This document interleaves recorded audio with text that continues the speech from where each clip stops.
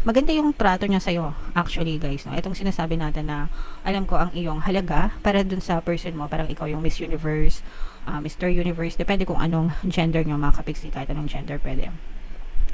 Para sa kanya, ikaw yung pinakamagandang reward ni Universe na natanggap niya, mga kapiksi. Pero parang you are too much for them, 'no?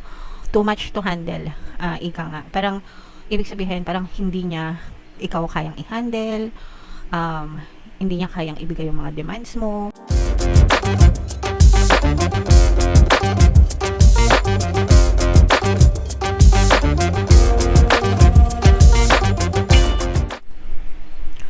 Hello guys, hello Scorpio, welcome back to Pinay Pixie Tarot. Ang pamagat ng episode natin for tonight is Silip sa Pag-ibig Kapalaran. Ito yung ating love life reading mga kapiksi para sa Scorpio, Sun, Moon, Rising, Sign, and Venus. So,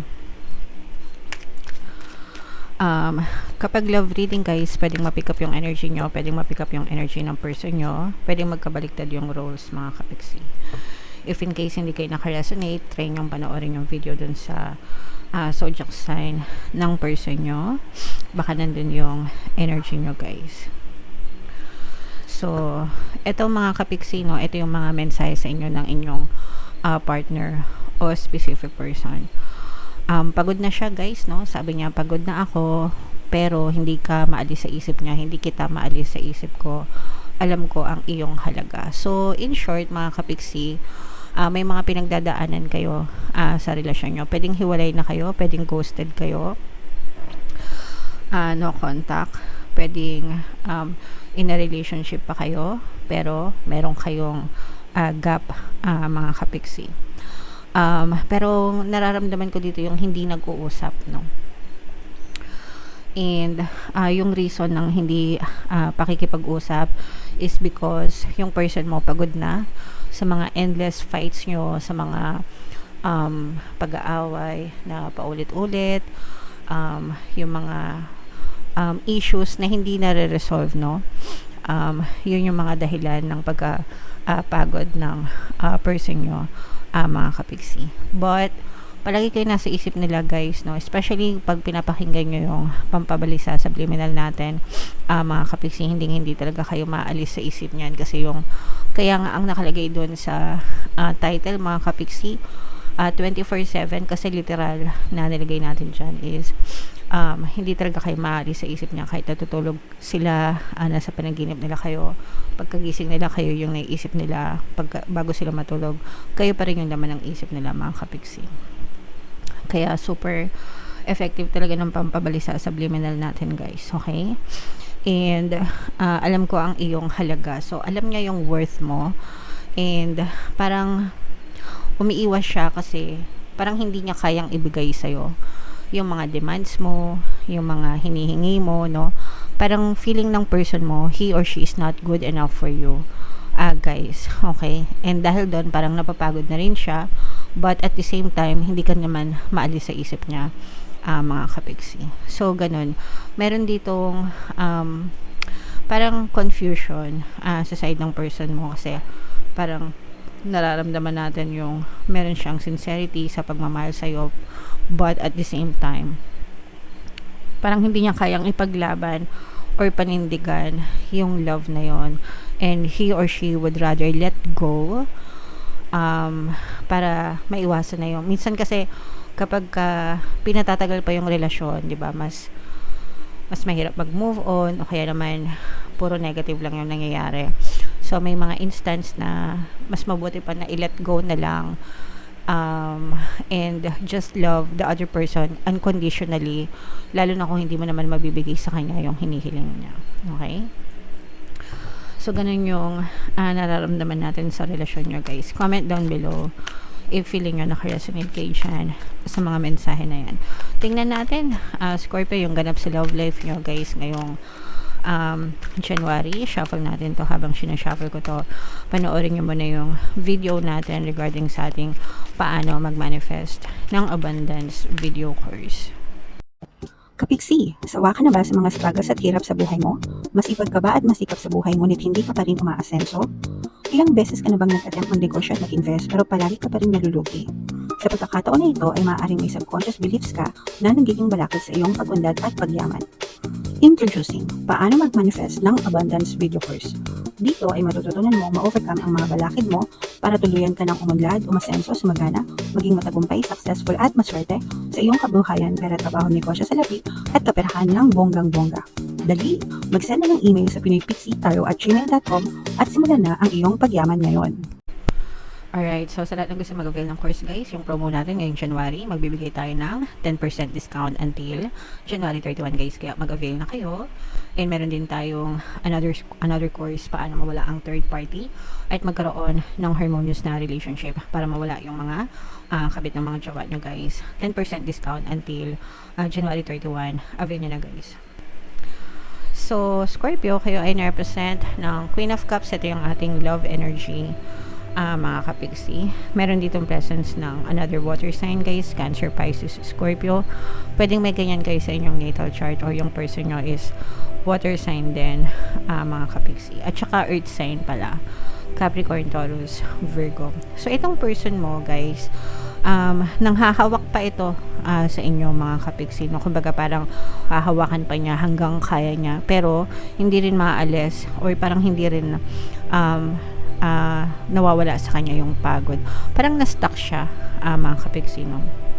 So, hindi maka-move on itong person mo. Hindi niya alam yung gagawin niya actually kung ipaglalaban niya yung kanyang pagmamahal sa'yo, yung relasyon nyo, or ile-let go na lang niya. This person is looking for changes, pagbabago guys. Gusto niyang magbago yung sitwasyon nyo in general sa relationship. Kung meron siyang mga pagkakamali or mga kasalanan, gusto rin niyang magbago.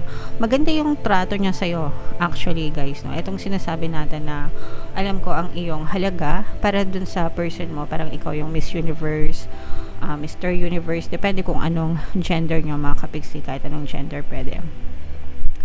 Para sa kanya, ikaw yung pinakamagandang reward ni universe na natanggap niya, mga kapigsi. Pero parang you are too much for them, no?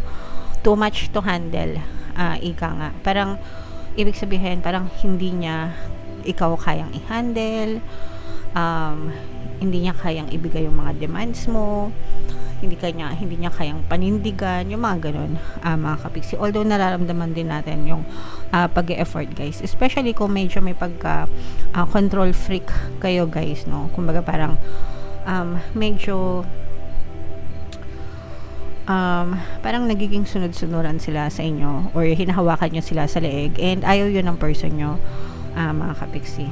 Pero hindi nila yun masabi sa inyo in a nice way, kaya parang itong person mo parang puro buntong hininga na lang siya, ganyan. Kasi medyo mahal ka ng person mo and alam niya na mahal mo din siya, but at the same time nasasakal din siya. Naiintindihan niyo ba guys, no? May mga ganun, mga kapigsi, na feeling niya nasasakal din siya sa sobrang pagmamahal, guys. But again, no, it doesn't eliminate the fact na may pagmamahal sa itong person mo, pero gusto niya magkaroon ng change, guys, sa relationship niyo. Alright? So, what else? Tingnan pa natin mga kapigsi, nasa pag-uusap lang yan.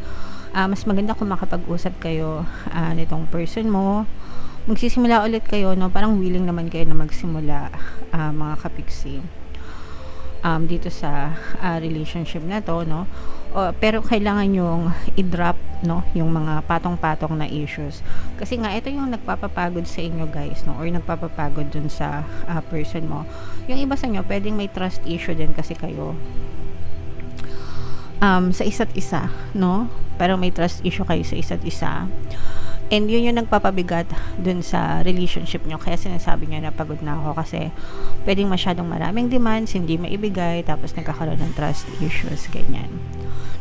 So, eto, kailangan nagtutulungan, di ba? Kailangan nagkakaroon ng agreement, expectation, reality. Mas maganda na magkausap kayo ng person nyo, isettle nyo once and for all. Pero, meron din akong nararamdaman na nag-usap na kayo pero hindi din naman na-resolve.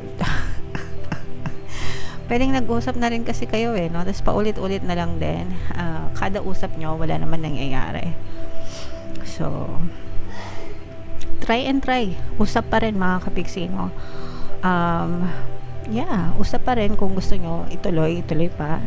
Kung hindi na talaga kaya, kayo na yung bahala doon. Pero as far as love is concerned, guys, nararamdaman ba natin yung love sa isa't isa, no? Meron lang talaga kayong hindi na pagkakasunduan ng person mo. Kaya medyo malungkot yung energy sa relationship nyo, mga kapiksi. So, comment down below, guys, if story nyo ba to, Scorpio. Bunot lang tayo ng isang card pa dito para sa additional na mensahe sa inyo. You are enough. Yan, napakaganda. The person you are meant to be with will love you the way you are. You don't need to change. And alam naman ng person nyo yan, no, guys? Actually, pinapahalagahan nga kayo ng person nyo, di ba? Alam niya yung totoo mong halaga. So, para sa kanya, di ba? Enough ka na, mga kapiksi, no? You are enough, mga kapiksi. Hindi na siya parang hindi naman siya naghahanap ng iba. Yun nga lang, parang nasobrahan din. Kasi ang nararamdaman ko talaga dito is too much to handle kayo para dun sa person nyo, guys. Pero you know, your person loves you for who you are, and sabi nga, no, you don't need to change anything. Ang kailangan nyo lang talaga is magkaintindihan ng person nyo, kasi parang may disconnect kayo, guys, sa kung ano talaga yung gusto nyo mangyari sa relationship nyo, mga kapiksi. And perhaps baka kailangan nyo rin silang pakinggan, no, kung ano yung nagpapabigat sa kanila, sa kanilang damdamin, kung ba't nila nasabi na pagod na sila, di ba? Saan ba sila napagod? Sa'yo ba? Sa relasyon ba? Sa mga circumstance ba? Sa mga demands mo ba? And bakit sila napapagod? Yung mga ganun. Ask them why, mga kapiksi. Okay? So, this will not resonate with all, mga kapiksi, kasi iba-iba naman na kayo ng story. Pero, if in case naka-resonate kayo, comment down below, Scorpio. And for more tarot readings para sa ating Scorpio, ito yung inyong playlist, guys, and ito naman yung ating success stories ng paano mag-manifest ng abundance video course. Click here to subscribe, guys. Ito yung ating mga relationship subliminals. Thank you for liking, sharing, and subscribing. See you again next time. I love you all, mga kapiksi. Have a nice day. Bye-bye.